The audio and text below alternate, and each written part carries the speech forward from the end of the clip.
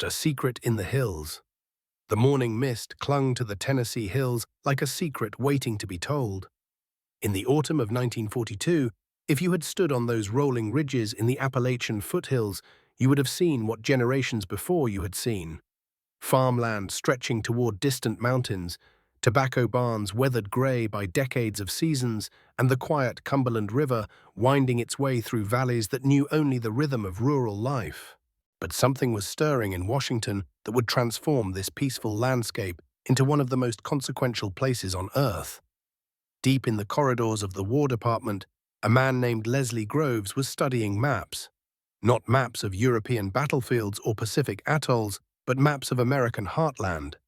Groves was an engineer by training, a builder of monuments.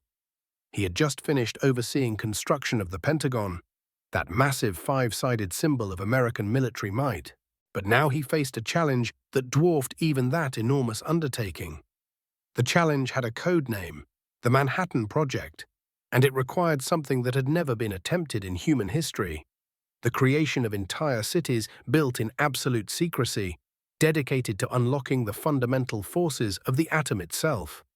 Groves understood logistics the way a master craftsman understands his tools. He knew that to build the unthinkable, you needed more than brilliant scientists. You needed space, vast amounts of electrical power, transportation networks, and above all, isolation. The work ahead would require facilities so large, so energy-intensive, that they would consume resources on the scale of major industrial cities. Yet they had to remain invisible to enemy eyes, hidden even from the American public. His finger traced the contours of East Tennessee on those classified maps. Here, in the bend of the Clinch River, lay nearly 60,000 acres of farmland and forest. The Tennessee Valley Authority had recently completed Norris Dam, providing abundant hydroelectric power. The Southern Railway ran nearby, offering transportation links to the rest of the nation.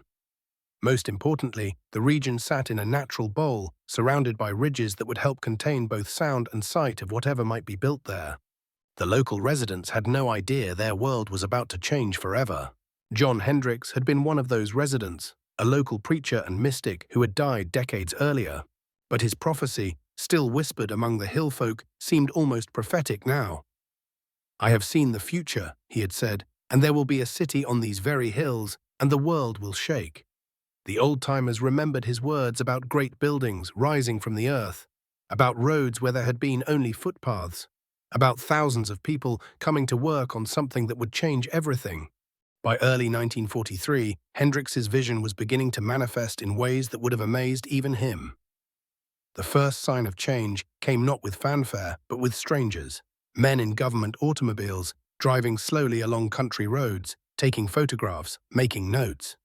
They spoke to farmers about selling land, offering prices that seemed impossibly generous for tobacco fields and pastureland. Some families had worked these acres for generations, their roots running as deep as the oak trees that dotted the hillsides. But this was wartime, and when the government explained that the land was needed for the war effort, most folks didn't ask too many questions. Patriotism ran strong in these hills, and if Uncle Sam needed their farms to help win the war, well, that was that. The buyouts happened quickly, sometimes too quickly for families to fully comprehend what was happening. Entire communities that had existed for over a century simply disappeared. Churches where great-grandparents were buried, schoolhouses where children had learned their letters, general stores that had served as community gathering places, all of it purchased by the federal government under the authority of wartime emergency powers. What the displaced families didn't know was that they were witnessing the birth of something unprecedented in American history. Not just a military facility or a factory, but an entire secret city that would soon house more people than lived in Nashville at the time. General Groves had chosen his location well. The terrain itself would help maintain security.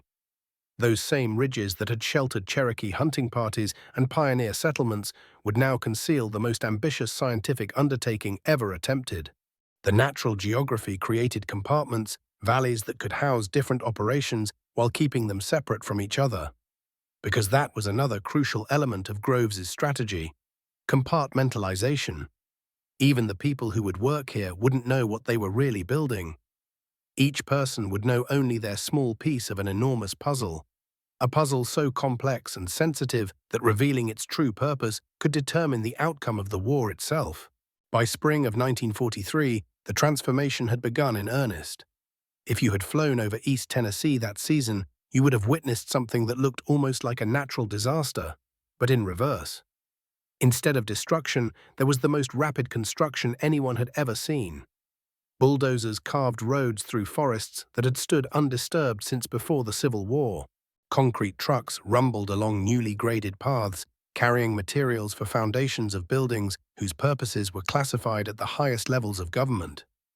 The workers came from everywhere, farm boys from Kentucky and West Virginia, drawn by the promise of steady wages during uncertain times. Skilled craftsmen from Detroit and Pittsburgh, following the work as defense plants redirected their expertise toward mysterious new projects. Engineers from universities across the country recruited for positions they couldn't discuss with their own families. They arrived by train, by bus, by automobile, carrying suitcases and cardboard boxes, many not knowing exactly where they were going or what they would be doing when they got there. The recruitment advertisements had been deliberately vague. Good pay for important war work, housing provided, apply in person. What more did a person need to know in 1943? The housing they found was unlike anything most had experienced. Entire neighborhoods appeared almost overnight. Not the carefully planned suburbs that would characterize post-war America, but functional, efficient communities designed by military engineers who understood that form must follow function. Dormitories for single workers, small apartments for married couples, larger units for families with children. Everything was temporary, or at least it was supposed to be. The buildings were constructed quickly, using materials that were available despite wartime shortages. No one expected these structures to last beyond the war. They were meant to house workers for a year, maybe two at most, until whatever secret project was underway could be completed and everyone could return to their normal lives. But normal life was already becoming a memory in what the workers had begun calling the reservation. The scale of construction defied comprehension. Buildings rose from the Tennessee earth that were larger than anything in the region. Structures so vast they created their own weather patterns, their own microclimates. The largest would eventually cover more ground than several city blocks, housing machinery whose purpose remained mysterious even to many of the engineers installing it. Power lines stretched across the landscape like a geometric web, carrying electricity from TVA dams to feed an appetite for energy that seemed almost infinite. The electrical consumption of this single facility would soon exceed that of entire states, drawing power that could have illuminated cities from coast to coast. General Groves visited regularly, arriving in unmarked cars, touring the construction with an intensity that impressed even the hardened construction foreman. He was building more than facilities. He was creating the infrastructure for a new kind of warfare that would be fought not with conventional weapons, but with the fundamental forces that held matter itself together. The workers sensed they were part of something important, something bigger than themselves. But the security measures reminded them daily that this was unlike any job they had ever held. Guards at every gate, badges that had to be shown constantly, restrictions on where they could go, what they could photograph, whom they could tell about their work. Some found the secrecy exciting, like being part of an enormous spy novel. Others found it unsettling, this sense of working on something whose ultimate purpose remained hidden even from those who were building it. But the paychecks were regular, the work was steady, and everyone understood that whatever they were creating, it was meant to help win the war. As 1943 turned into 1944, the secret city in the Tennessee hills began to take on a life of its own. What had started as construction sites and temporary housing was becoming a real community, complete with schools and churches, shops and restaurants, even a symphony orchestra and amateur theater groups. The residents of this hidden city were writing letters to family members they couldn't tell about their work, raising children who would grow up thinking that armed guards and security badges were normal parts of daily life, falling in love and getting married in a place that didn't appear on any public map. They were also, though they didn't know it yet, participating in a race against time, a race to unlock secrets of physics that would determine not just the outcome of the current war, but the shape of the world that would emerge from it. In the hills of Tennessee, surrounded by the ghosts of displaced farms and the promise of an uncertain future, they were building tomorrow. But first, they had to survive today and keep their secrets safe until the moment came to reveal what they had accomplished in their hidden city. The city that wasn't there. By early 1943, the impossible was becoming routine. Where 6 months earlier there had been nothing but rolling farmland and scattered homesteads, a city of 30,000 souls now pulsed with round-the-clock activity. The sound never stopped. The hammering, the machinery, the voices calling across construction sites, the rumble of trucks carrying materials whose purpose remained deliberately obscure. The workers came from everywhere. Farm boys from Georgia, who had never seen electric streetlights, found themselves bunking next to machinists from Detroit, chemists from Chicago, and engineers from universities whose names they couldn't pronounce. They arrived on trains that deposited them at a station that didn't appear on any public timetable, carrying suitcases and hope in equal measure, stepping into a world that officially didn't exist. The housing situation was challenging. That's how the administrators described it in their carefully worded memos to Washington. The reality was somewhat more colorful. Dormitories designed for 500 housed 800. Trailers meant for single families sheltered 3 generations of workers who had never met before their first night, sharing a 12 by 16-foot space. The fortunate ones found places in the hastily constructed apartment blocks, flat-roofed, functional buildings that looked like they had been designed by someone who had heard architecture described but never actually seen it. But here's what the planners hadn't anticipated: the extraordinary resilience of people thrown together by circumstance and bound by shared mystery. In those overcrowded dormitories, something remarkable happened. The machinist from Detroit began teaching the farm boy from Georgia how to read blueprints. The chemist from Chicago found herself explaining molecular structures to anyone who would listen, though she couldn't say why such knowledge might be useful.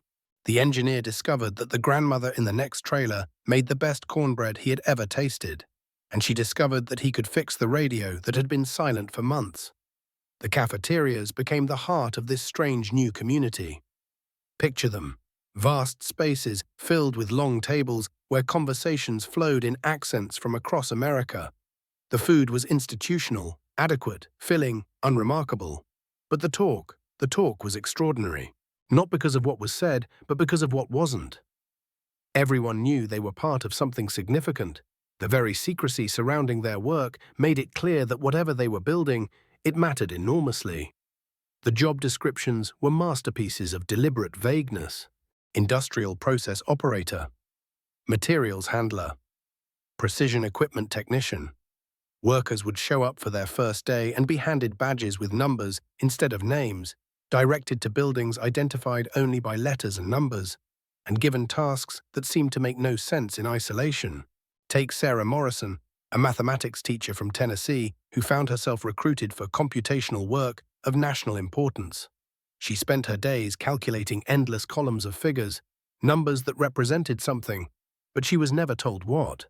The calculations were precise, demanding, and apparently crucial. Teams of women like Sarah worked in shifts, their adding machines clicking steadily through the hours, each completing small portions of vast mathematical puzzles whose final picture remained hidden. Or consider James Patterson, a maintenance worker from Alabama who was assigned to the WWII plant, a facility so sensitive that workers entering one section couldn't speak to workers from another section. James spent his days maintaining equipment he didn't recognize, following procedures he didn't understand, in a building whose purpose was never explained. He knew his work was important because of the security surrounding it: the guards, the badges, the constant reminders about the penalties for discussing anything they saw or did. The WWII plant itself was becoming the most remarkable industrial facility in America, though none of the workers knew it. From the outside, it looked like any other wartime manufacturing complex: long, low buildings surrounded by fencing and guard posts. But inside, something unprecedented was taking shape: the electromagnetic separation of uranium isotopes, a process so complex and energy-intensive that it required more electricity than many entire cities consumed. The workers could sense the importance in 1,000 small ways. The quality of materials was extraordinary: precision instruments, exotic metals, components manufactured to tolerances that seemed almost absurd. Nothing was ordinary, nothing was standard. Everything suggested that whatever they were building, it had to work perfectly the first time, because there might not be a second chance. The security was unlike anything most had ever experienced. Guards who watched the guards. Compartmentalized information that meant workers in one building had no idea what workers in the next building were doing. Telephone calls monitored, mail censored, casual conversations that stopped abruptly when strangers approached. The message was clear without ever being spoken. What happened in Oak Ridge stayed in Oak Ridge. But humans adapt, they always do. Within months, this strange new reality had become normal. Workers developed their own informal networks of information, not about their jobs. Those secrets were too well guarded, but about life in their impossible city. Which cafeteria had the shortest lines? Which dormitory supervisor was reasonable about late-night noise? Which bus route was most reliable for getting to the mysterious facilities where they spent their days? The social dynamics were fascinating. Traditional hierarchies meant little when no one could discuss what they actually did for work. A janitor might be clearing classified materials that a supervisor wasn't authorized to see. A secretary might be typing documents more sensitive than anything the department head was allowed to read. Everyone was important. Everyone was expendable. Everyone was part of something larger than themselves. Romance bloomed in this artificial environment, perhaps inevitably. Young people thrown together by circumstances, sharing the excitement of participating in something historic, even if they didn't know what it was. Weddings were planned around shift schedules and security clearances. Couples would meet in cafeteria lines and find themselves bonding over the shared experience of having no idea what they were really doing with their lives.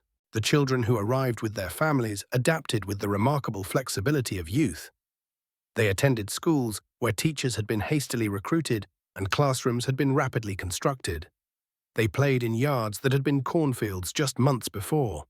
They grew up thinking it was perfectly normal to live in a place that didn't appear on maps, where their parents went to work at buildings they couldn't name to do jobs they couldn't describe. And through it all, the work continued. 24 hours a day, 7 days a week, the facilities hummed with activity. The Y12 plant consumed enormous amounts of electricity, so much that power grids across the region had to be reconfigured to meet its demands. The workers didn't know they were operating calutrons, massive electromagnetic devices designed to separate uranium-235 from uranium-238 with painstaking precision.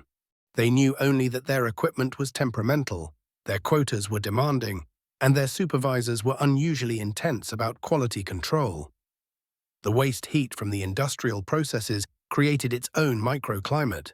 Steam rose from buildings throughout the complex, creating fog banks that drifted across the facility like something from a dream.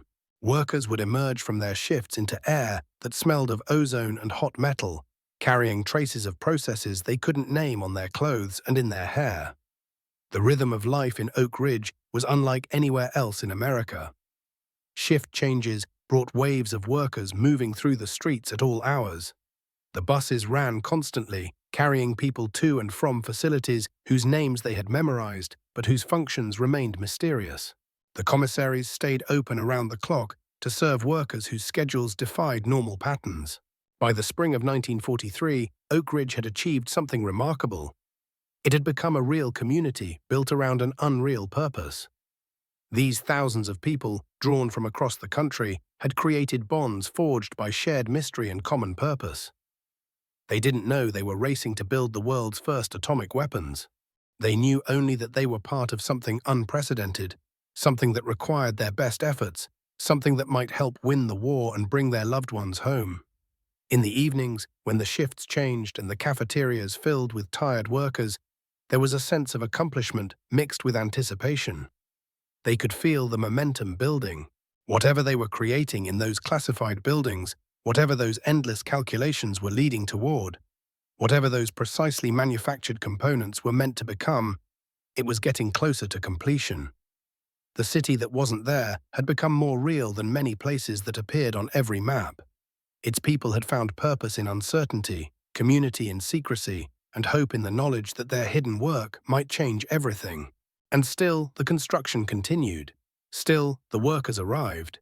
Still, the secrets accumulated like the morning mist that rose from the Tennessee hills, shrouding everything in mystery, while the most important work in the world proceeded in absolute silence. Everyday life, secret work. The alarm clock's metallic ring pierced the pre-dawn darkness at 5:30 each morning, just as it did in countless dormitories and hastily built apartments across Oak Ridge. Mary Catherine Sullivan rolled from her narrow bed, her feet finding the cold linoleum floor with practiced efficiency. Around her, 3 other young women stirred in their bunks, part of the careful choreography that had evolved among the thousands of workers who kept the mysterious facilities running around the clock. Mary had arrived from rural Kentucky 6 months earlier, drawn by the promise of steady work and wages that seemed almost too good to believe. At 19, she possessed a high school diploma and nimble fingers, qualifications that had somehow made her exactly what the project needed, though no one had bothered to explain why. She dressed quickly in the dim light filtering through thin curtains, pulling on the sturdy work clothes that had replaced the simple dresses of her farming community. The transformation felt complete each morning as she pinned her hair back and prepared to join the river of workers flowing toward the industrial complexes that dominated the valley. The walk to WWII took 20 minutes through streets that still smelled of fresh concrete and sawdust. Construction crews worked through the night, their arc welders casting brief blue shadows against building walls. Mary passed the same faces each morning: the older man with the slight limp who nodded politely, the group of women from Tennessee who spoke in hushed tones about letters from brothers overseas, the young engineer who always carried a leather satchel and seemed perpetually lost in thought. They had become familiar strangers, bound together by shared routine and mutual ignorance about their collective purpose. The WWII plant loomed ahead like a steel cathedral, its massive electromagnetic separation units humming with power that made the ground vibrate beneath her feet. Mary showed her badge to the security guard, the same ritual performed by thousands of others streaming through the gates. Inside, the facility stretched beyond comprehension. Endless corridors lined with control panels, gauges, and machinery that seemed to breathe with mechanical precision. Her workstation waited in Building 9731, where she joined 40 other young women monitoring the calutrons, enormous devices that separated uranium isotopes through electromagnetic fields. The work required constant attention to dials and meters, making minute adjustments to maintain the precise conditions that no one fully explained. Mary had learned to read the subtle variations in the electromagnetic hum, to sense when Unit 7 needed a slight voltage adjustment or when the vacuum pumps in Section C were struggling. The machine spoke to her in frequencies and vibrations, a mechanical language she had mastered without understanding its ultimate meaning. The supervisor, Mrs. Henderson, made her morning rounds with clipboard in hand, checking production logs and offering quiet encouragement. She was one of the few who seemed to grasp the broader significance of their work, though even she spoke only in careful generalities. "Keep those readings steady, girls," she would say, her voice carrying an urgency that went beyond mere production quotas. "Every adjustment matters more than you know." Mary's fingers moved across the controls with practiced efficiency, making the tiny corrections that kept her assigned calutron operating within specifications. The work was simultaneously monotonous and demanding, requiring absolute concentration on tasks whose importance remained deliberately obscure. She watched the electromagnetic readings fluctuate, adjusted the ion beam focus, and recorded measurements in logbooks that disappeared each evening into locked filing cabinets. The chemical smell was constant, ozone from the electrical systems mixing with industrial solvents and the metallic taste of recycled air. Mary had grown accustomed to the way her hair stood on end near the high-voltage equipment, how the static electricity made her cotton dress cling uncomfortably by midday.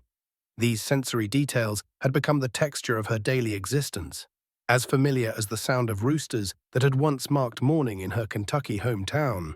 During the 15-minute break at 10 o'clock, the women gathered in the small cafeteria area, sharing coffee that tasted of aluminum and conversations carefully scrubbed of any technical details. They spoke of weekend dances at the rec center, letters from sweethearts in the Pacific, the latest Hollywood pictures showing at the Ridge Theater. Betty from Alabama had received a package from home containing her mother's cornbread recipe. Sarah from Ohio worried about her brother training with the Army Air Corps. These fragments of ordinary life provided anchor points in a world deliberately kept mysterious. "My sister keeps asking what I do here," Mary confided to her table mates, stirring powdered cream into her coffee. "I tell her I work with machines, but she wants details I can't give her. Makes me feel like I'm lying to my own family." The others nodded with understanding born of shared experience. They had all wrestled with the strange isolation that came from meaningful work shrouded in secrecy. Letters home became exercises in creative omission, describing the Tennessee scenery and dormitory life while carefully avoiding any mention of the massive industrial complex that consumed their days. The afternoon shift brought different challenges as the equipment warmed and the electromagnetic fields required more frequent adjustments. Mary found herself settling into the meditative rhythm of observation and response that made the hours pass. Watch the meters, adjust the voltage, record the readings. The repetition created a kind of trance state where her hands seemed to know what the machines needed before the gauges showed the change. Around 3 o'clock, a commotion in Section B broke the usual routine. One of the calutrons had developed an electrical fault, sending maintenance crews scrambling with testing equipment and replacement components. Mary watched the technicians work with practiced urgency, their movements suggesting that any interruption in production carried consequences far beyond simple efficiency metrics. The incident lasted only 20 minutes, but the tension in the air lingered for hours afterward. As her shift ended at 4:30, Mary cleaned her workstation with the same careful attention she brought to the operational tasks. Every surface was wiped down, every tool returned to its designated location, every gauge reading recorded in the proper logbook. The ritual of departure was as precise as the work itself, part of the security protocols that governed every aspect of life at Oak Ridge. The walk back to the dormitory reversed the morning journey, but the late afternoon light transformed the industrial landscape into something almost beautiful. The massive cooling towers cast long shadows across the valley, and the setting sun turned the Tennessee hills into layers of purple and gold. Mary often paused at the bridge over the Clinch River, watching the water flow toward destinations she could only imagine. Evening brought the closest thing to normalcy that Oak Ridge could offer. Mary joined her roommates for dinner in the communal dining hall, where the conversation flowed more freely away from the industrial facilities. They planned weekend activities, a hiking trip to the nearby mountains, a letter-writing session to maintain connections with the outside world, perhaps attendance at the Saturday night dance, where young men from other shifts and departments offered brief respite from the routine. The USO had organized entertainment for the workers, understanding that morale required more than adequate wages and housing. Local musicians played familiar songs that transported listeners back to hometowns scattered across the country.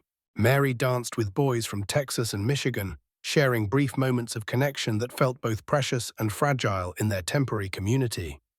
But even in these social moments, the weight of secrecy persisted. Conversations avoided certain topics with unconscious skill. No one discussed the specific nature of their work, the purpose of the massive facilities, or the reason why their small city had appeared so suddenly in the Tennessee wilderness.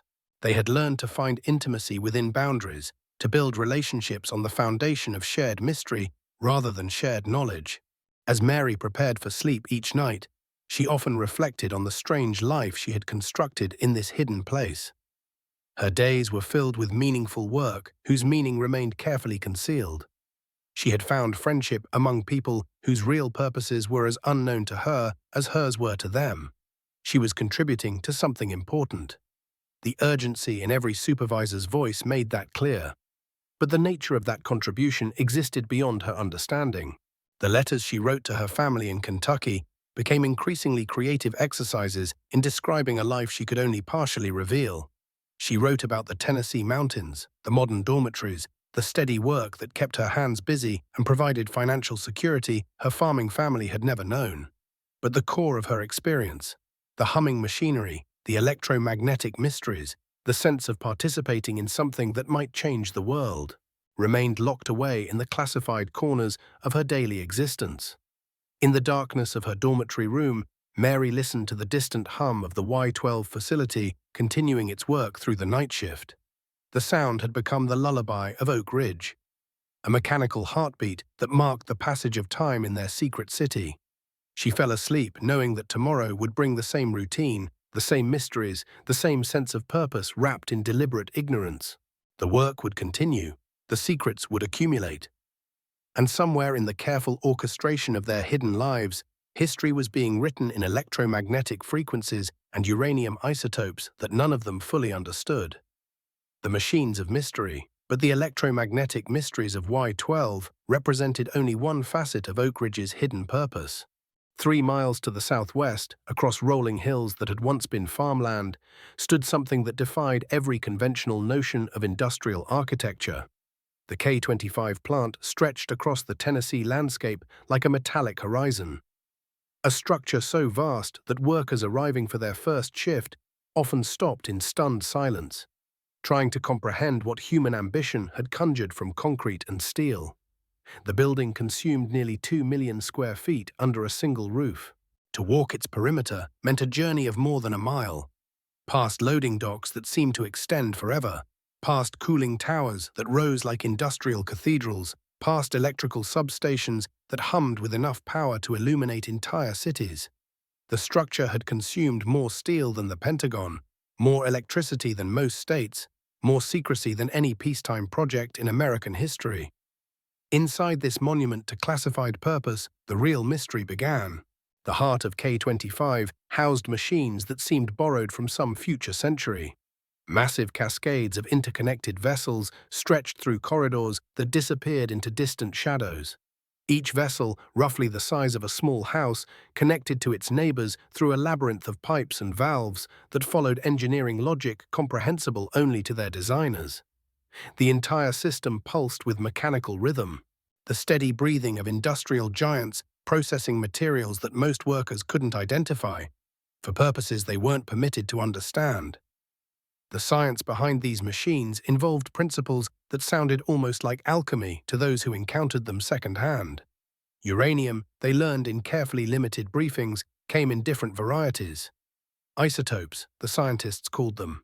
These isotopes behaved almost identically in most circumstances, but possessed subtle differences that made all the difference in applications they weren't allowed to discuss. Uranium-238 comprised the overwhelming majority of natural uranium, stable, common, and for their mysterious purposes, essentially useless. Uranium-235 existed in tiny fractions, less than 1% of any natural sample, but possessed properties that made it extraordinarily valuable for reasons that remained classified at the highest levels. The challenge that had brought K25 into existence involved separating these nearly identical isotopes, sorting atomic twins that differed by only 3 neutrons. The solution employed at K25 relied on gaseous diffusion, a process that transformed solid uranium into a gas, then forced that gas through barriers containing billions of microscopic holes. The slightly lighter uranium-235 molecules moved fractionally faster than their heavier cousins, creating infinitesimal differences in diffusion rates. Each barrier produced enrichment measured in decimal points, improvements so small they seemed almost theoretical. But K25 didn't employ single barriers. The plant housed thousands of them, arranged in cascades that amplified these tiny differences through repetition. Raw uranium hexafluoride gas entered the system at natural concentrations, less than 1% uranium-235. It traveled through stage after stage of diffusion barriers, each one concentrating the desired isotope by fractions of percentages.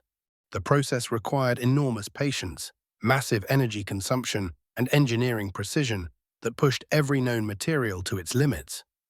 The barriers themselves represented technological marvels born from desperate innovation, creating billions of uniform holes, each smaller than virus particles, in materials that could withstand corrosive uranium hexafluoride gas, had demanded entirely new manufacturing techniques.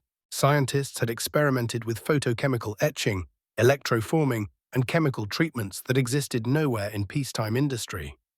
Each barrier took weeks to manufacture, cost thousands of dollars, and might fail after months of continuous operation. Workers at K25 operated these systems without understanding their ultimate purpose, but they couldn't help noticing the extraordinary measures surrounding their work. The plant consumed electricity at rates that strained the Tennessee Valley Authority's entire grid. Massive transformers stepped down power from transmission lines that connected directly to hydroelectric dams hundreds of miles away. The electrical demand fluctuated constantly as different cascade stages came online or shut down for maintenance, creating power consumption patterns that utility engineers had never encountered. The cooling requirements alone suggested processes of unusual intensity. Enormous pumps circulated thousands of gallons of water per minute through heat exchangers that removed waste heat from the diffusion cascades. The cooling towers released steam plumes visible from miles away, ghostly columns that rose into Tennessee skies like industrial clouds, marking the location of secrets that couldn't be spoken. Materials flowed into K25 through supply chains that seemed to originate everywhere and nowhere. Railroad cars arrived daily, carrying equipment manufactured in Detroit, Pittsburgh, Cleveland, and dozens of smaller cities. Most suppliers had no idea what their components would ultimately accomplish. A valve manufacturer in Ohio produced fittings to precise specifications without knowing they would handle corrosive uranium gas. An electrical contractor in Pennsylvania installed switching systems without understanding they would control cascade operations critical to national security. The workers who maintained these systems developed their own culture of professional mystery. They learned to operate complex control panels covered with gauges, switches, and indicators that monitored processes they couldn't fully comprehend. They memorized procedures for responding to alarms, adjusting flow rates, and coordinating cascade operations according to instructions that revealed nothing about underlying purposes. Sarah Chen had arrived at K25 in the spring of 1944. Recruited from a chemical engineering program at the University of California. Her background qualified her for process monitoring work, but her security clearance limited her knowledge to operational procedures. She spent her days in control rooms lined with instruments that tracked temperatures, pressures, and flow rates through systems whose ultimate function remained classified. "We knew we were part of something important," she would recall decades later. "The scale of everything, the resources being invested, the security measures. It was obvious that our work mattered enormously. But we operated in this strange bubble where we understood our immediate responsibilities perfectly while remaining completely ignorant of the bigger picture." Her typical shift involved monitoring cascade performance across multiple stages of the diffusion process. She tracked inlet pressures, outlet concentrations, and barrier conditions through instrument readings that told her everything about system performance and nothing about system purpose.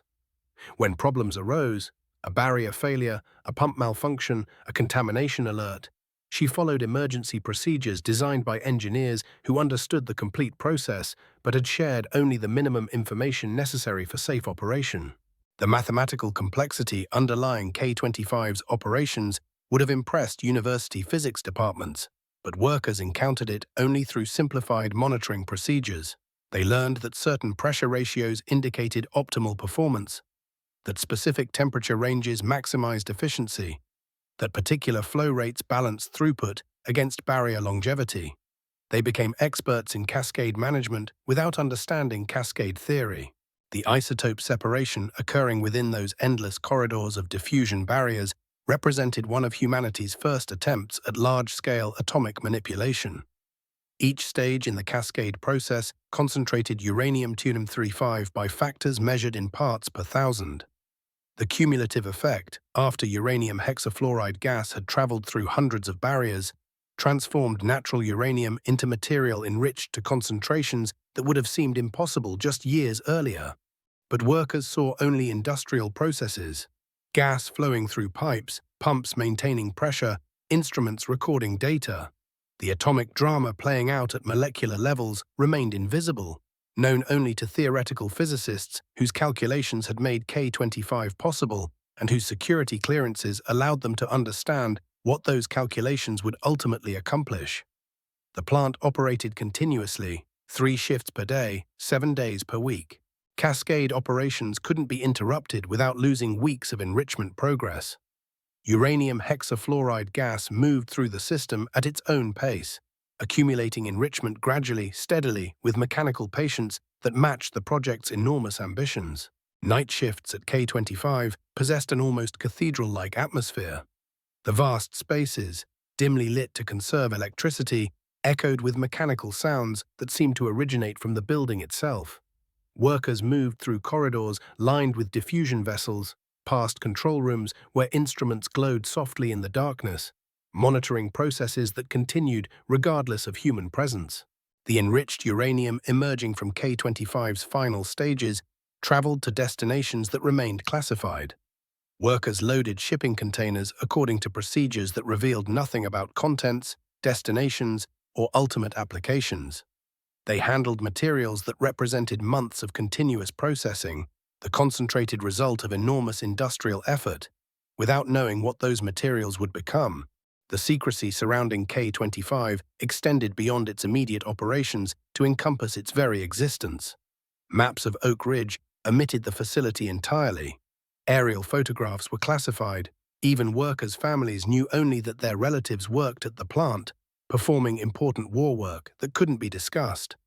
Yet the scale of K25 made complete concealment impossible. The building dominated the landscape for miles in every direction.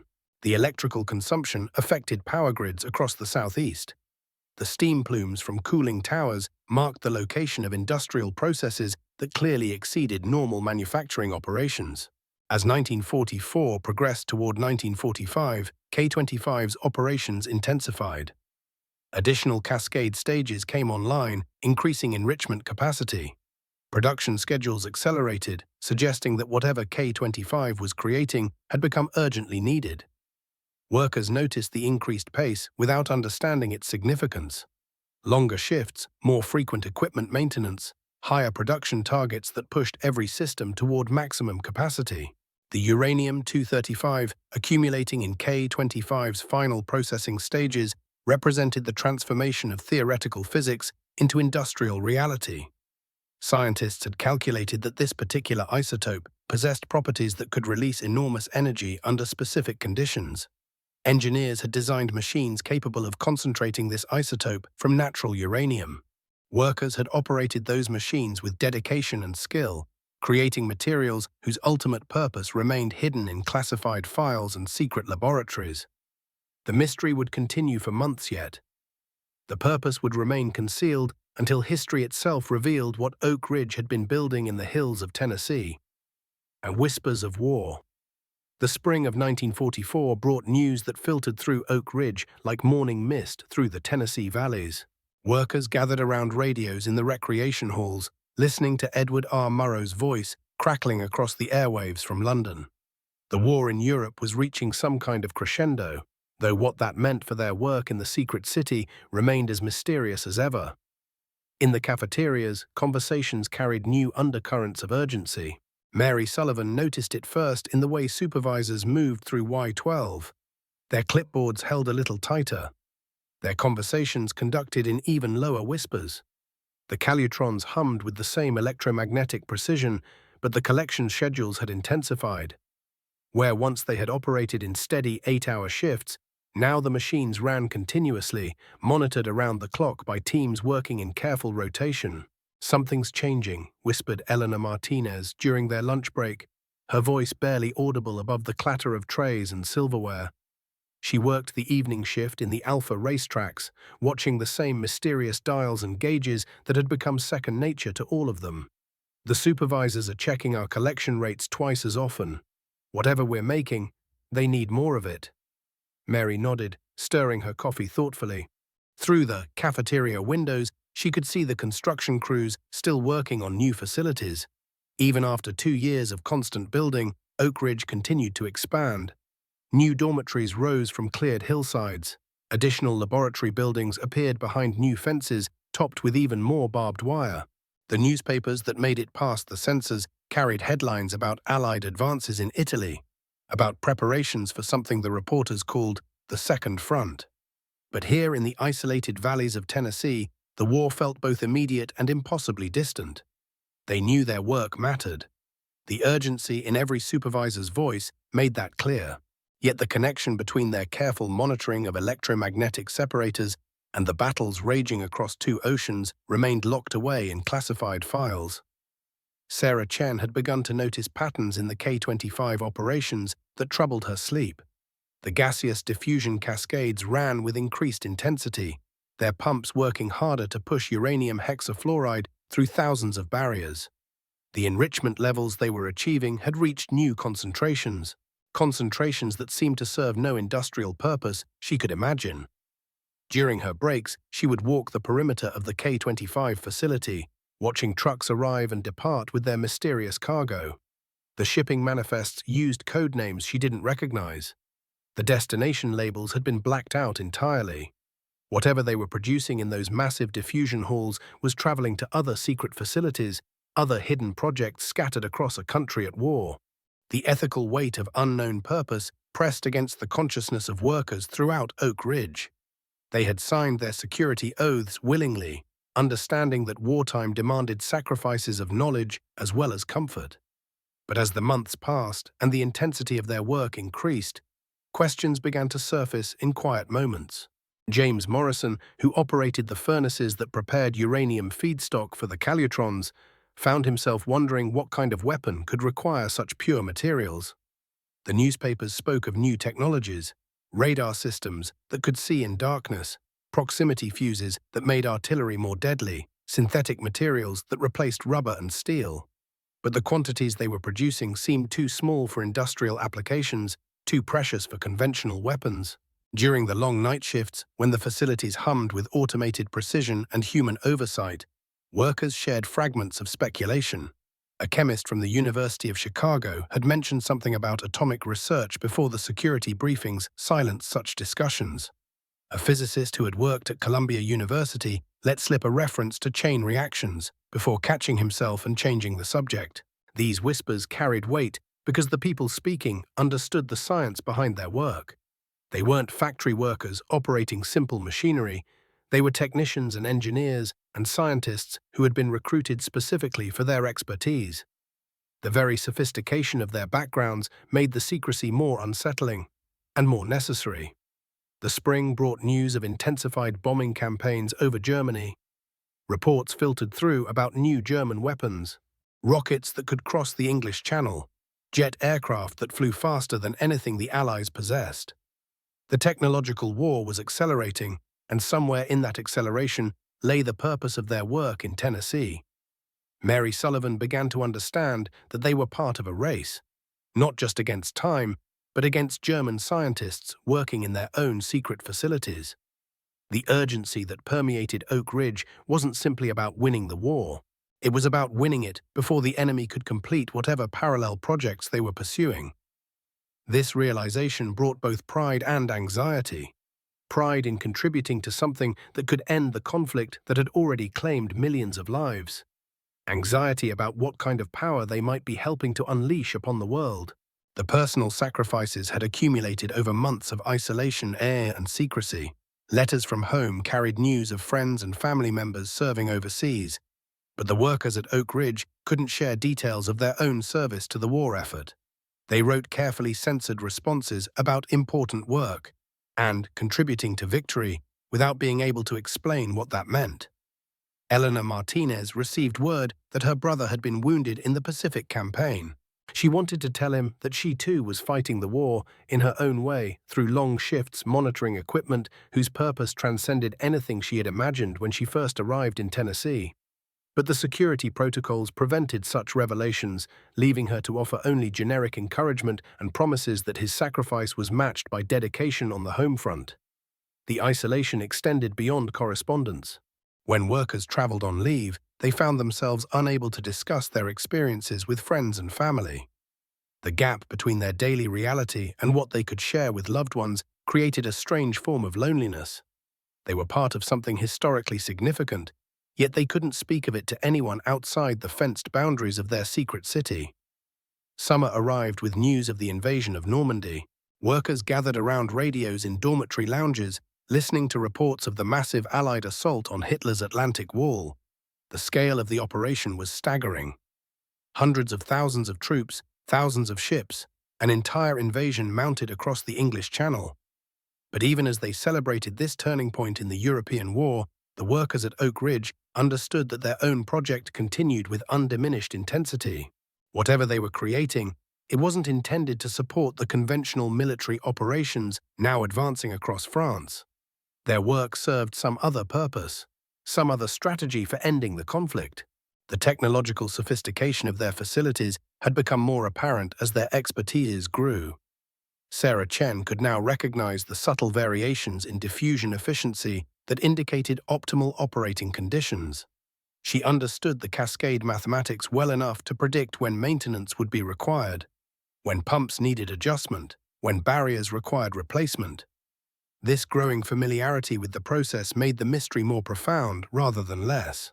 The precision required for their uranium enrichment exceeded anything needed for conventional applications.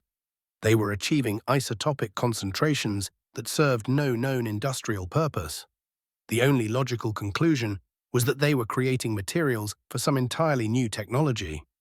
The ethical implications of this possibility weighed differently on different workers. Some found comfort in trusting the judgment of the scientists and military leaders who had designed the project.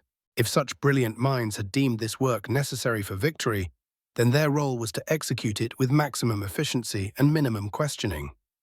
Others struggled with the moral complexity of contributing to unknown ends. They had volunteered to help win the war, but what if their work led to consequences they hadn't anticipated? What if the power they were helping to create exceeded the bounds of conventional warfare? These questions had no answers available to workers operating under security restrictions. They could only continue their tasks with the faith that their sacrifices served purposes worthy of the dedication they had given. As autumn approached, the intensity of operations reached new levels. Production schedules accelerated, quality control standards tightened.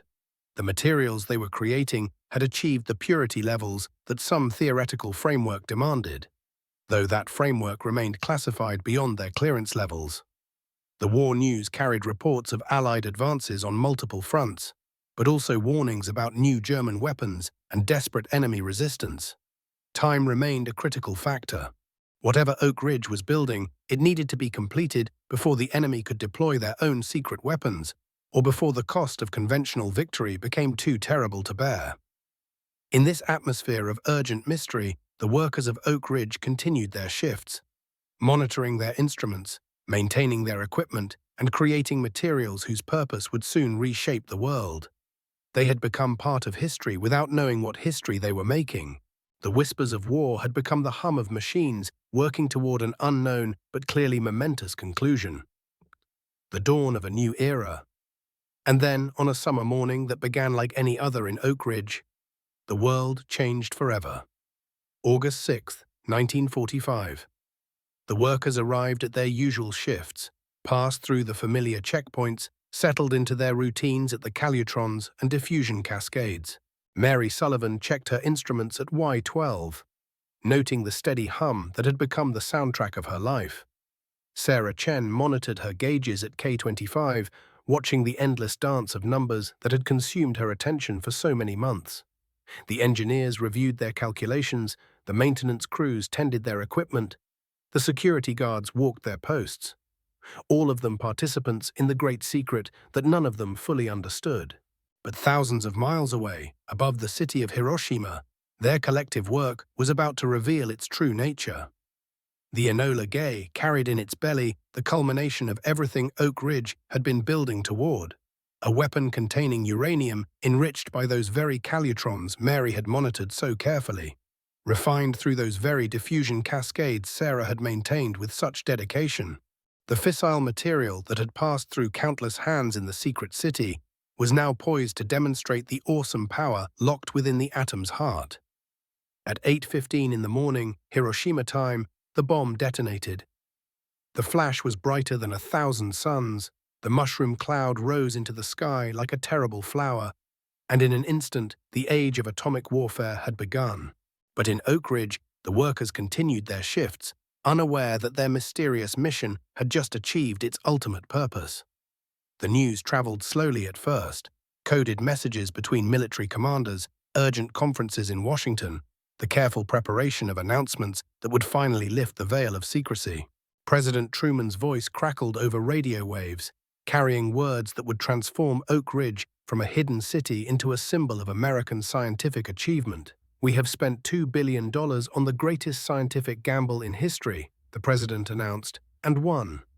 The secret was out. In the cafeterias and dormitories of Oak Ridge, workers gathered around radios with expressions of stunned recognition.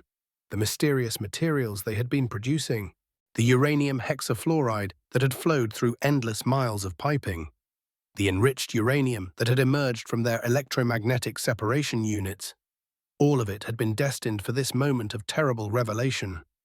Mary Sullivan sat in the Y12 break room, her hands trembling slightly as she finally understood what those glowing dials and humming machines had been creating.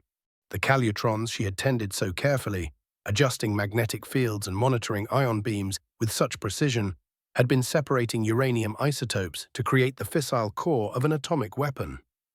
Every shift she had worked, every gauge she had read, every adjustment she had made, all of it had been building toward Hiroshima. The weight of that knowledge settled over her like a heavy blanket. Pride and horror intermingled in ways she couldn't fully process. They had helped end the war, yes, but they had also unleashed something unprecedented upon the world. At K25, Sarah Chen walked slowly through the vast halls of the gaseous diffusion plant, seeing her workplace with new eyes. The cascade of barriers that had seemed so abstract, so purely technical, now revealed their true purpose with crystalline clarity. Each stage of the diffusion process had been incrementally concentrating uranium-235, creating the enriched fuel for weapons of unimaginable power.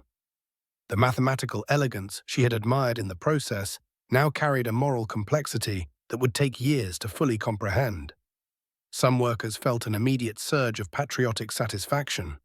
They had contributed to ending the war, had helped bring American boys home from the Pacific Theater. The secret they had kept so faithfully had proven its worth in the most dramatic way possible. They had been part of something historically significant, something that would be remembered as long as human civilization endured.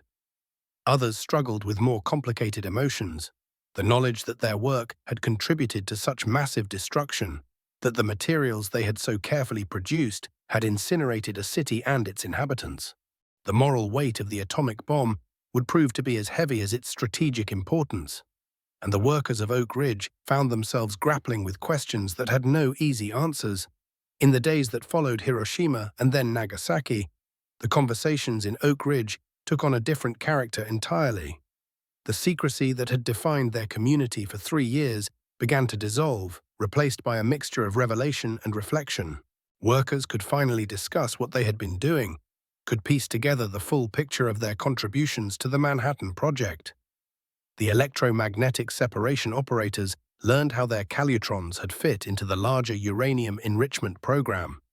The diffusion plant workers understood how their cascade systems had complemented the electromagnetic process.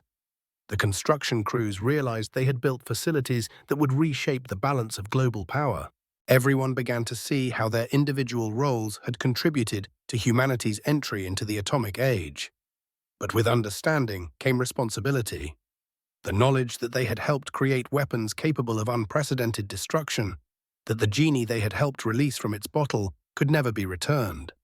The workers of Oak Ridge found themselves at the center of debates about nuclear weapons, atomic energy, and the role of science in warfare that would continue for generations. As summer turned to autumn in 1945, the secret city began its transformation once again.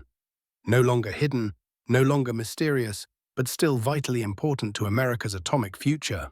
The facilities that had operated in such secrecy would continue their work, now in the open, producing materials for nuclear weapons and eventually for peaceful atomic energy programs. The workers who had lived with questions for so long now faced different challenges: how to process their role in history, how to balance pride in their technical achievements with concern about their ultimate applications, how to move forward in a world forever changed by atomic weapons. Some would stay in Oak Ridge, continuing their work in the post-war nuclear program. Others would carry their experience and their questions to new lives in other places, forever marked by their time in the secret city. The community that had been built on secrecy and speculation now had to rebuild itself on knowledge and reflection. The relationships forged in mystery would now be tested by revelation. The shared purpose that had sustained them through years of uncertainty would evolve into something more complex, more morally ambiguous, but no less historically significant. Oak Ridge had achieved its mission, had proven that American science and industry could accomplish the seemingly impossible when focused on a common goal. But that achievement came with a weight of responsibility that would rest on the shoulders of everyone who had contributed to the Manhattan Project. From the Nobel Prize-winning scientists to the young women who had monitored electromagnetic separation units without knowing their purpose. As night fell over the Tennessee hills, the lights of Oak Ridge continued to glow, no longer hiding a secret but illuminating a new chapter in human history. The workers who had come to build something mysterious had instead helped build the atomic age, with all its promises and perils, its potential for both destruction and progress, its complex legacy that would challenge human wisdom for decades to come. In the quiet hours after revelation, as the full implications of their work began to settle into their consciousness, the people of Oak Ridge found themselves part of a story much larger than they had ever imagined. Participants in humanity's most ambitious scientific endeavor, contributors to both the end of one war and the beginning of a new kind of global tension, witnesses to the moment when theoretical physics became geopolitical reality.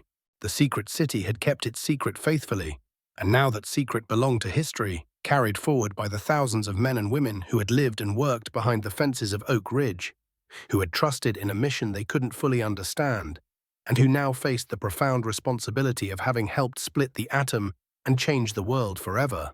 Their story flowing into the larger current of human progress, as mysterious and powerful and consequential as the forces they had learned to harness in those hidden valleys of Tennessee, where ordinary people had done extraordinary things without knowing the true magnitude of their contribution to the unfolding drama of the 20th century.